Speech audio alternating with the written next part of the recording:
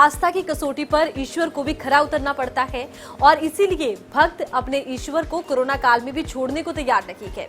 और आज उड़ीसा के जगन्नाथपुरी में जगन्नाथ यात्रा शुरू की गई। ये यात्रा कोरोना प्रोटोकॉल के साथ शुरू की गई है।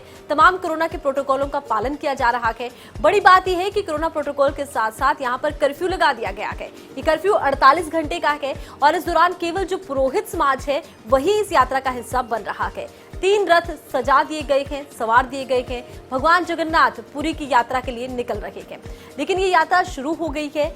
सीमित दायरे में यात्रा हो रही है। ऐसे में कोरोना प्रोटोकॉल का पालन तो हो ही रहा है, साथ ही साथ उन रहस्यों को लेकर चर्चा शुरू हो गई है जो जगन्नाथपुरी से जुड़े हुए हैं।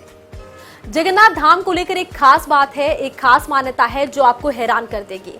दरअसल कहा जाता है कि जगन्नाथपुरी में कृष्ण भगवान का दिल रहता है। जी हाँ, मंदिर में काठ की मूर्ति है भगवान जगन्नाथ की और इसमें एक दिल है जो धड़कता है। ऐसी कथा है कि श्री कृष्ण ने देह त्याग दिया, पांडवों ने उनका अंतिम संस्कार किया, लेकिन उनका शरीर तो ब्रह्मलीन में लीन हो गया, लेकिन उनका हृदय जला ही नहीं।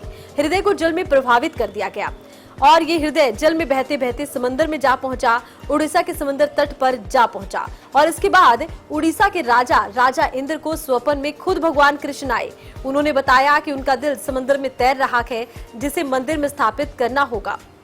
और उसके बाद राजा इंद्र ने इस दिल को ढूंढा और लकड़ी की मूर्ति में इसे स्थापित कर दिया गया और तभी से इस मंदिर में काठ की मूर्ति में कृष्ण भगवान का दिल रहता है।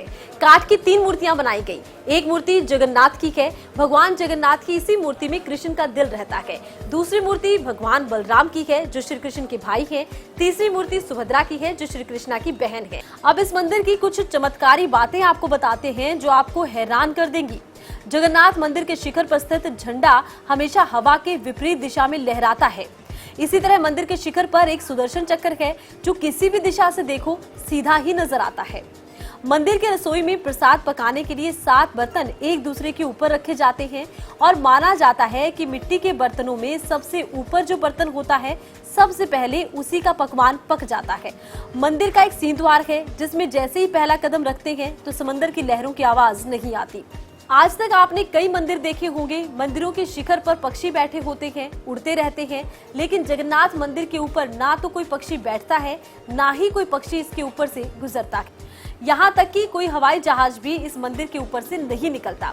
इस मंदिर में काठ की 3 मूर्तियां हैं जिन्हें 12 या फिर 18 साल बाद बदला जाता है। वजह यह है कि भगवान जगन्नाथ की जिस मूर्ति में भगवान कृष्ण का दिल है वो मूर्ति हमेशा के लिए एक नहीं रह सकती। इस मूर्ति को बदलना होगा क्योंकि दिल हलचल करता है कृष्णा का और कृष्णा के दिल की इसी हलचल की वजह से ये मूर्ति 12 साल बाद या फिर 18 साल बाद कुछ खराब हो जाती है।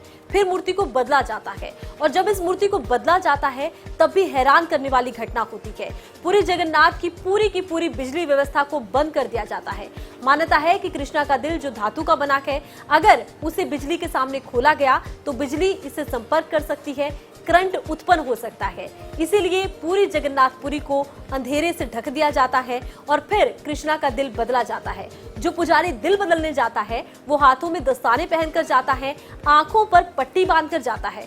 माना जाता है कि खुली आंखों से कृष्णा के दिल को अगर किसी ने देख लिया तो उसकी जिंदगी नहीं रहेगी, उसकी मौत हो जाएगी।